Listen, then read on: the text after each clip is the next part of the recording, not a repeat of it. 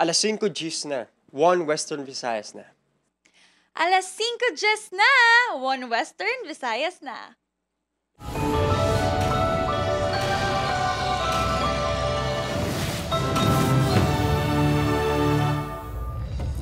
Mga balitang atong tutukan subong Lunes, contract tracing sa mga kaso sang monkeypox sa Iloilo City mas ginapahugot bangon sa na-record nga 3 kadugang nga kumpirmado nga kaso. 4 na ang kumpirmado nga kaso sang monkeypox sa Iloilo City sunod sa CHO. 2 ang suspected cases. Masobra na pulo kahulot klasyan, canteen kag stage sa Alimudian National Comprehensive High School na sunog. 14 million pesos ang danyo. Nagabusong nga nurse patay matapos mabungguan sa 2 kasalakyan sa Bagos City. Pila ka mga residente sa probinsya sa Iloilo nadugayan na sa paghulat sa igabaligya nga 20 pesos per kilo nga bugas. Kag mainit nga tiyempo, padayon nga mabatsyagan sa Western Visayas sa piyak sang pagsugod na sang habagat.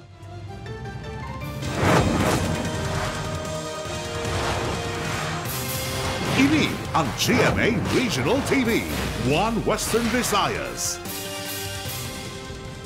Mayong hapon Western Visayas kag Negros Occidental, masobra na pulo ka classroom sa Alimudian National Comprehensive High School ginlamon sang kalayo. Pagbukas ang klase sa Bulutuan madayon gihapon. Samtang 8 ka balay sa barangay Magsaysay La Paz na sunog. Ini ang gintutukan ni Kim Salinas.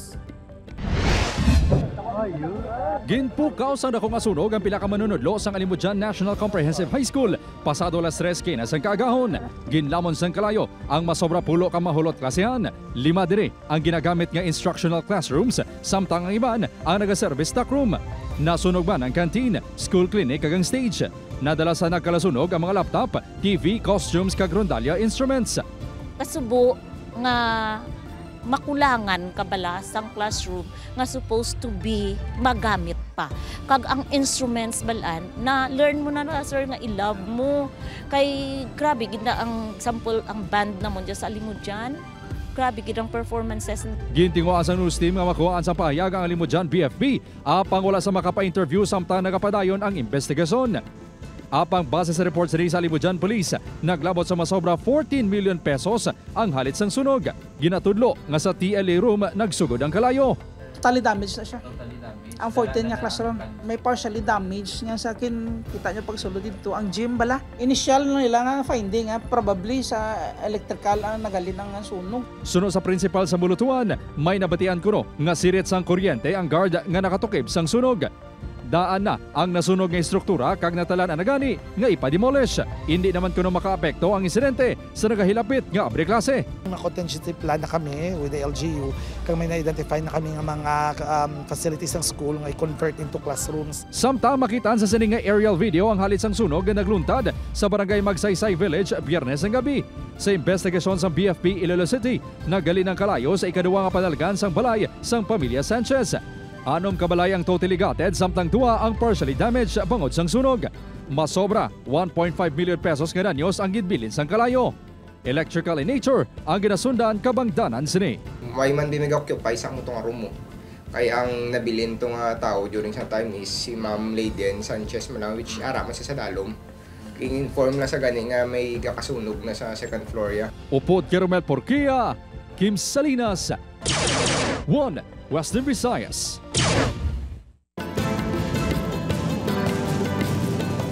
Kumpirmado nga kaso sang Mpox sa Iloilo City nagsaka na sa 4 matapos madugangan sang 3 base sa datos sang Iloilo CHO. Mga kaso hindi pa makabing nga locally transmitted. Ini ang gintutukan ni Kim Salinas.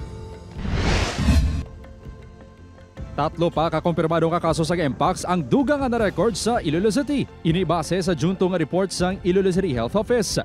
Ang 3 ang halin sa 4 ka suspected cases nga una nga gin-report sang nagligan niya semana. Wala sang close contact sa una nga kumpirmado ka kaso ang 3 ka bago nga mga kaso. Gintuad sang Iloilo CHO nga ang isa lang sa 3 ang may travel history sa sulod sang pungsod. Lunsay mga adult ini kag iban ang may comorbidity. Sa karon, 2 pa ang suspected cases sa syudad suno sa Iloilo CHO. Ang 6 ka pasyente ang na-isolate na, ginabulong kagyara na sa establing nga kondisyon. Apisar sang sitwasyon, hindi ba deklarar sang Iloilo CHO nga may community transmission na sa balatian. Padayon ang investigasyon sa mga kumpirmado nga kaso. Sunod sa CHO, nagapaayo naman ang unang na record nga confirmed Mpox case. Actually, duman nagtapos na gani ang iyang 21-day isolation. Galing kay ang may mga lesions pa siya.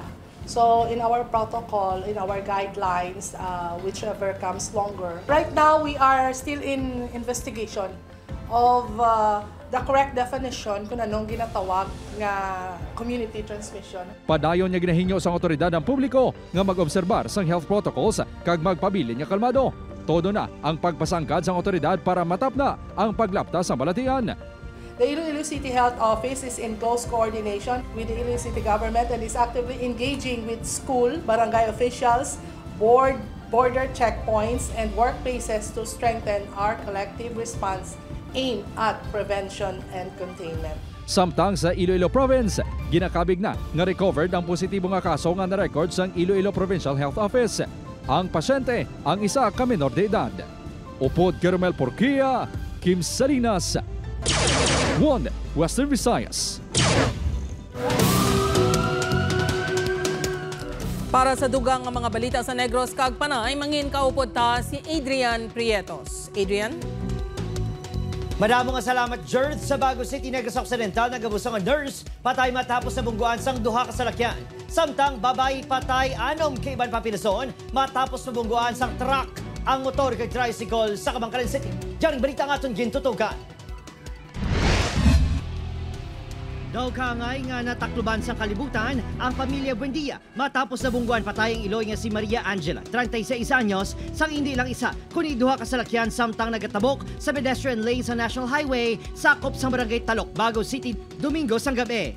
Tugas ang impact sang pagkabunggo, nagtabog ang biktima. Nagabusong ini sang 6 kabulan. Nurse ang biktima kag mapadulong kuntani isa night shift sa ospital sa Banwa sang Valladolid. Amon, ustisya na lang gid. Kaag, siyempre, duwa kabuhi ang ginkuhaya mo. Di duwagit sila ya. Duwagit ya ka-driver ang anon ginamon. Saka ang ginamon kaso. Nakita yan ng umaga kung nagalabay na sa pedestrian nga agin. Sige, yapagid. Hindi pa may istorya ang bana sang biktima.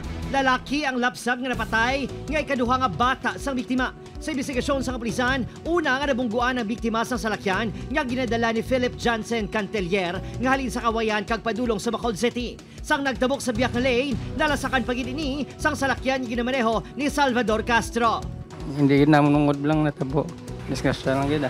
Isa family nga nakuan na natungdan, may right man sila nga magkuhan siguro, hindi man namon hungod, nga ang natabo, aksidente lang gid, tikagulpiada lang gid sang kuhan niya, sang natabo. Siyempre, sakit gid kay tungod nga sa natabo siya, tapos isa pa, igo na bala namon, gali nga may ginadala pa siya. Sorry gid. Kay hindi gid mo nungod. Desidido ang pamilya nga magpasakas ang kaso nga reckless imprudence resulting to homicide. Sa mga tagiya sa mga salakyan, labi na gid kung mga tented, hindi na kita magbiyahe sa gabi kay madulom din, hindi kinaton makita ang nagatabok sa ato nga dalan maski paina nga mga area may mga suga.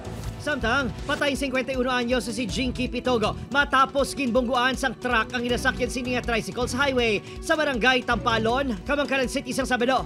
Maluwas kay Pitogo, anom kay Iban pa ang nasamaran lakip ang isa ka minor de edad. May isa pa ka motorsiklo nga nabungguan. Sunod sa driver niya si Eljan Sarmoy, 18 anyos, nadulaan ni isang kontrol sa salakyan. Wala pa nakadesisyon ang mga biktima kung mapasaka kaso batok sa driver sunod sa kapulisan.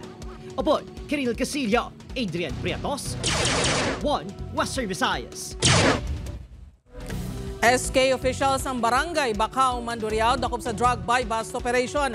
Samtang malapit 5 million pesos nga balor sang suspected shabu nakuha sa separadong operasyon sa Iloilo City kag province sang weekend. Ini ang gintutukan ni Kim Salinas.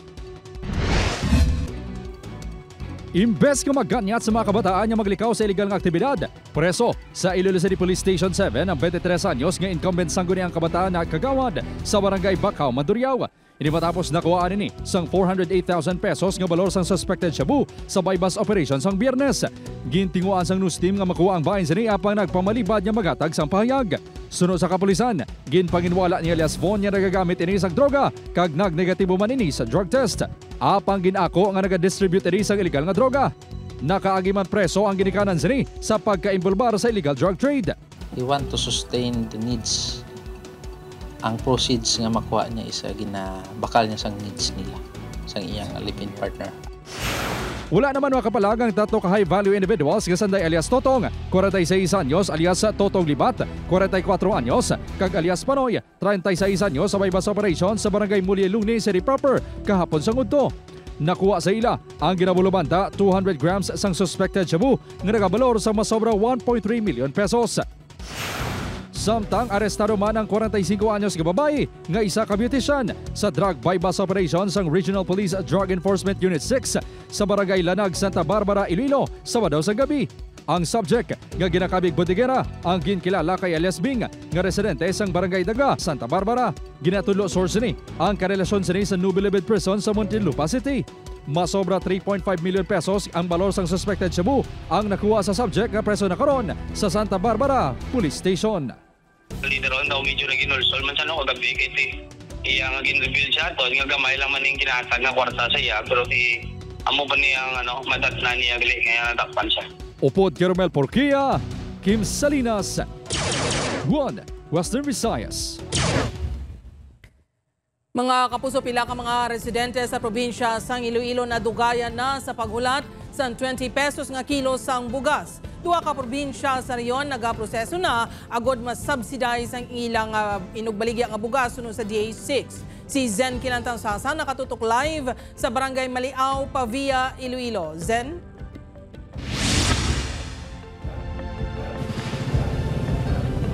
Dirt nagalalain ng mga residente bangod wala sa gihapon magtupa ang 20 pesos per kilo nga bugas diri sa Iloilo. Giniisol naman ang rollout sa Hulyo. Dismayado na ang pila ka mga residente sa probinsya sang Iloilo bangod wala sa gihapon mapatuman ang P20 Rice Program ukon ang pagbaligya sang 20 pesos nga kilo sang bugas. Ang ibang nga pumuluyo nagadali na nga magtupa ang ginpromisa sang gobyerno agud mabuhinan ang ila palasanon. Tabot lang tani kung may ara kung wala ti alang-alang tabi maano kay wala. Gani wala gani ang kadugay na gani way magani ga implementar gyapon sina nga muna nga sistema nga maka-appeal sang tag 20 pesos nga wala nga bugas. Madumduman nga ginanunsyo sang Iloilo Provincial Government nga mangin prioridad sang P20 Rice Program ang mga pamilya nga may undernourished children. 12,000 ka mga pamilya ang target sang probinsya nga mangin benepisyaryo sang programa. Tigaylo subong nga Hunyo posible suguran ang rollout pagkatapos sa July 15 bangod ginahulat pa nga ma-release ang Assistance to Individuals in Crisis Situation o kon AICS ni Governor Arthur Defensor Jr. halin sa DSWD. Inyang igahatag sang gobernador sa mga identified beneficiaries sa probinsya. Sunod sa Department of Agriculture 6 duha pa lang ka probinsya sa rehiyon ang naka-coordinate sa Food Terminal Incorporated o kon FTI agud makahingyo sang subsidiya para sa P20 program. Ang Iloilo province daw sila tapos ang copies amuman. So na-roll out na gid sila pero sige pa kami wait sang guidelines salim sa central office. Maga-coordinate pa ang ahensya sa Aklan LGU agud makabaligya man sang 20 pesos nga kilo sang bugas. Ang probinsya sang Antique hindi pa makakonvene na bangod suspendido ang pila ka sangguniang panlalawigan members. Dirt sunod sa Iloilo Provincial Government ang mabaton nga 3,000 pesos sa AICS ang pagagamiton sa mga benepisyaryo sa pagbakal sang bugas nga 20 pesos per kilo. Dirt? Madam Ogen, nga salamat. Zen Kilantang Sasa.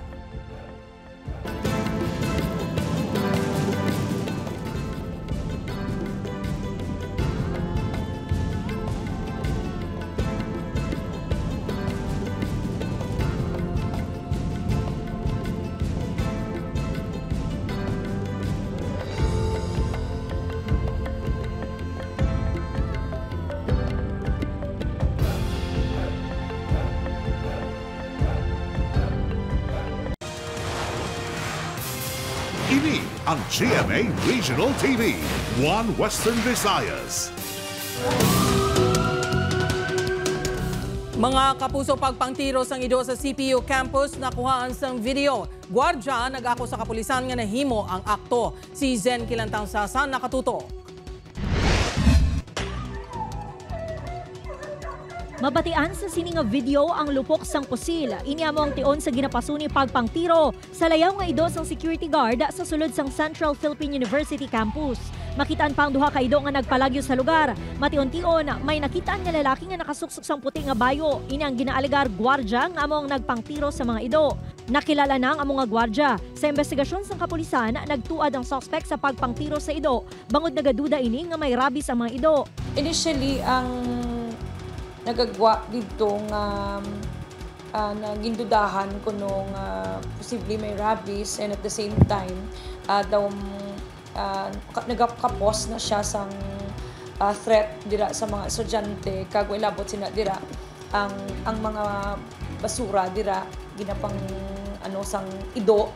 Magabulig naman ang kapulisan sa mga disidido nga magpasaka sang kaso nga paglapas sa Animal Welfare Act. I-evaluate ni sang haro PNP kung wala gid man sang tag-iya kag basi kung may bulig man nga mga pila ka mga grupo or advocacy ni diri nga balikan gid no kag kung ang ebidensya magawaran tagaan sang leksyon gid nagkakaigo nga penalidad ang responsable.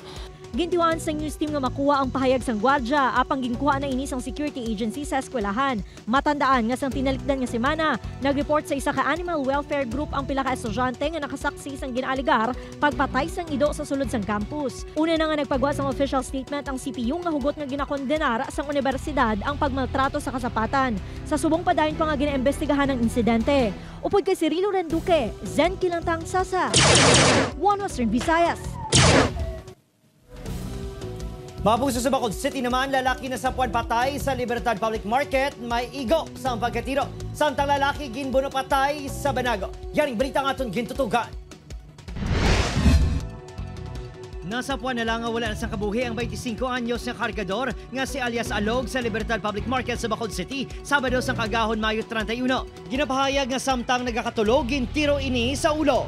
Ginaligar nga madamos ang kontrang biktima kag masami nga nagapanaya sang patalom sa merkado. Wala pa may natumod nga suspect ang kapulisan sa krimen. Gaduga katulugan ito, based sa So isa ka krimen, and we do not tolerate any crime to happen. Bisan pa may ara sila nga ginhambal nga rason nga ini kapasiga-siga. Ginbuno patay ang isa kawala pa natumod nga lalaki sa bahin sang Purok Baybayon, Barangay Banago, Domingo sang gabi, Hunyo 1. 8 kapila sa naglain-lain nga parte sang lawas ang naagom sang biktima. Ginahingyo sang kapulisan sa mga saksi nga magkooperar agud matumod ang suspect kag makilala ang biktima. Pilasahon kag padayon nga nagapayo sa ospital ang 29 anyos nga si Charles Shaquille Weber matapos gintiro sang lalaki nga suspect sang makaapat ka beses sa tiyan sa ilang lugar sa Purok Lubi, Barangay 3, Domingo sang aga. May nakabais sa lalaking biktima kag hinali na lang may nabatian nga linupok ang mga residente. May isa pa ka 53 anyos sa residente nga nasa labat sa pagpanglutang. Nagapaayo ini sa ospital. Kilalahay man ni sila basi mga personal man nga personal matters man. Sa subong wala pagid sila may gintumod gid nga daw kuan may naghaumaon man nga basi si alias amuna but wala pagid may nakahambal sa nga complete nga ngalan of your identity. So kung maistorya naton ang victim kaysa before sa tiruon siguro nakita yaman kung sisino basi. Ginmando na sa BCPO Director ang madasing nga pagsolbar sa mga natabo nga krimen. Upod, Kiril Castillo, Adrian Priatos, One Western Visayas. Mga kapusong mga uniforme kagami sa pag-eskwela matamat na nga mabakal sa downtown area sa Iloilo City. Pila ka estudyante kag ginikanan temprano pa nagbakal sang school supplies. Ini ang gintutukan ni Zen Kilantang Sasa. Amat-amat na nga nagadamo ang mga naganegosyo sang school uniform sa nagkalain-lain nga eskwelahan diri sa downtown area. Talulupang doon nga pila lamang nagabakal sang gamit pang eskwela. Ang media subong bakal gid, ang uniform hindi pagawa.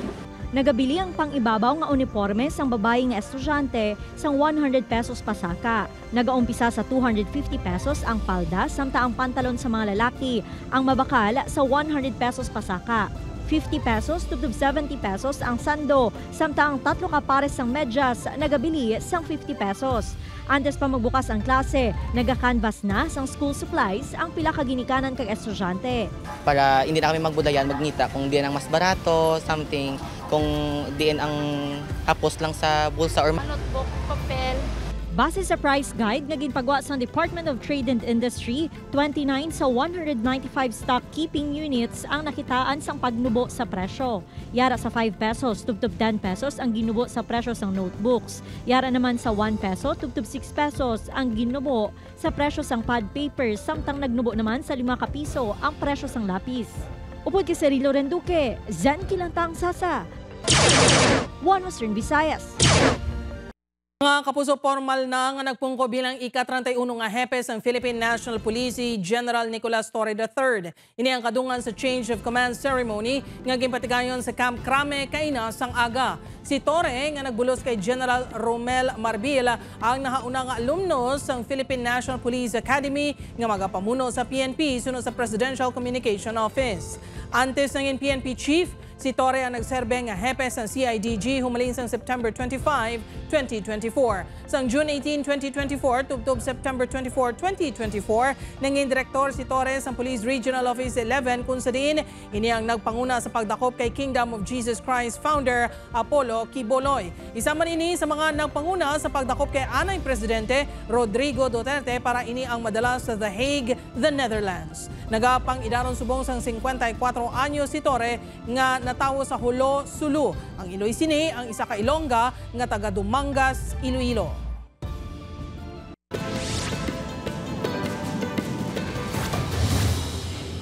Dead on arrival sa ospital ang 39 anyos nga driver sa motorsiklo nga si alias Rigor. Matapos nakabunggo sa nasugatan nga salakyan nga ginamaneho ni alias Jean, 28 anyos sa barangay Acuit, Barotac Nuevo, Biyernes ang gabi. Suno sa kapulisan, nag-overtake ang motor sa ginasundan nga bus kag wala na antisipara nagasumala nga salakyan sa pihak nga lane. Bangod sa impact, nagtabog ini sa motor kag nasagairan pa sa nagasunod nga bus. Nakaagom ini sang patal nga pila sa ulo nga gintunahan sa iya kamatayon. Wala ini sang helmet kag lisensya. Ang aksidente ang naareglo na sa tunga sang pamilya sang biktima kag sa mga driver. Patay ang 59 anyos nga si alias Joker matapos sinanalumos sa baybayon sa barangay Binonan, Batad, Iloilo, alas 5:30 Sabado sang hapon. Suno sa kapulisan, masami nagalakad-lakad sa baybayon ng tigulang. Posible na cardiac arrest ini samtang nagalangoy bangod isa ini ka stroke patient. Matigan ang lawas ini sa nakitaan sang isa ka manog pangisda. Wala na sang plano ang pamilya nga ipa-autopsy ang bangkay sang ilahimata. Ginbawian sang kabuhi ang 54 anyos nga mangunguma nga ginkilala lang sa kapulisan kay Antonio sa barangay Bugang, Alimudian, Iloilo kagabi. Suno sa pulis, nagavideo kay ang biktima sa sulod sang ilabalay kag posible na kuryente ini sa ginauyatan sini nga mikropono. Nakitaan pa sa kamot sang biktima ang pilas nga patimaan nga nakuryente ini. Wala naging pa-autopsy sang pamilya ang bangkay sang biktima.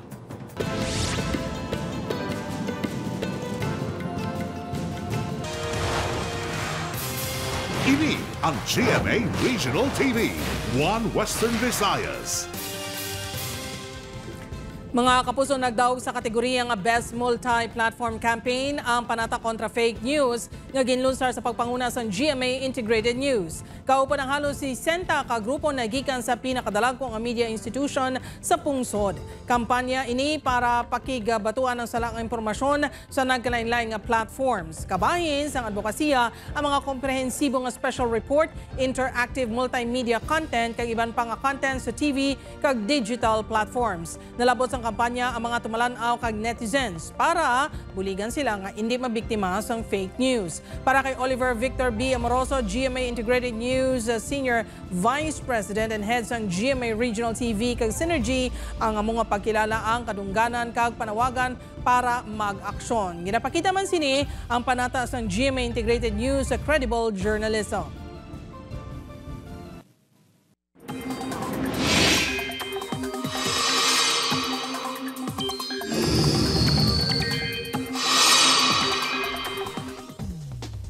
Mapuso, wala sa ginabantayan nga low pressure area sa sulod sang PAR pero posible nga magapaday ng ulan sa pinakalugar sa buong adlaw. Bangod ina sa nagaluntad nga southwest monsoon ukon habagat. Magapaulan ina sa dakong abahin sang Luzon ilabi na sa northern Luzon. Base sa datos sa Metro Weather, maka-eksperyensya naman sang gamay nga pag-ulan ang dakong abahin sa Negros Occidental. Pating pinakabahin sa mga probinsya sang Iloilo kag Capiz. Posible man ang ulan sa iban pang abahin sang pungsod. Mga puso, nagkapadayo ng mainit nga tiyempo sa Western Visayas sa pisar sang pagsulod o kung sang pagsulod sang habagat. Sunod sa pag-asa, posible nga maeksperiensyan diri sa Western Visayas ang habagat sa masunod pa nga semana ukon sa ikaduha nga semana sa Hunyo. Apisar nga mainit pa sa buong tiyempo, lauban sa gihapon ang pag-ulan sa hapon tuga sa localized thunderstorms. It doesn't mean nga nag-start ng habagat season nato na insigira mabatsaganda nato ng mga pagulan. No?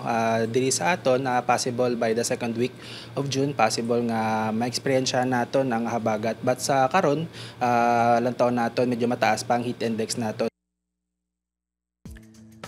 Arcos sang Reina de las Flores sa Miagaw, Iloilo, agaw atensyon bangon sa engrande nga disenyo sini. Kay watan, kulminasyon sa isa ka bulan nga pagpasidungog sa mahal nga Birheng Maria. Si Kim Salinas nakatuto. Sin o abi ang hindi makabilikin sa sining klase sang arko. Engrande, kag, tuman kadako. Ini ang ginparada sa Reina de las Flores 2025 sa Banwa sa Miagaw sang Sabado. Sunod sa 27 anyos nga Ilonggo nga nagdisenyo sa arko, naglabot sa 2 ka bulan ang paghimo sini. Tuman kabugat sang arko, kag nagasakop sa 2 ka lane sang dalan. Napuno ang arko sang kandila, hanging drop, kag chandelier lights. 19 ka ornamental nga espiyo, kag 6,000 ka nagkalain-lain nga klase sang bulak. In-customize kita na mong design for her. And gusto na mo lain kasi wala pa siya nakita pala before. Sa tungas ang pagkaingrande sini, sunod sa designer, ginapakita sa gihapon sang arko ang madalom nga espiritu sang kahiwatan nga amo ang pagdayaw sa mahal nga Iloy Birheng Maria. Ang concept lang naman namin is simple nga blue and white to match Mama Mary's image. Nag-stick kami sa traditional nga gawoki dapat ang Reina de las Flores. Ang prosesyon, ang kulminasyon sang isa ka bulan nga debosyon sa Birhen Maria o kun ang Flores de Mayo. Kim Salinas, 1 Western Visayas.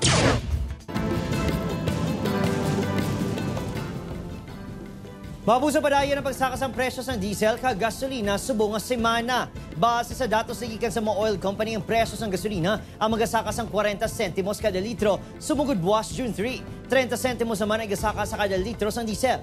Ang presyo ng kerosene ang magabuhi naman sa 10 sentimos kada litro. Buwas agay patuman ang adjustment sa presyo ng gatong.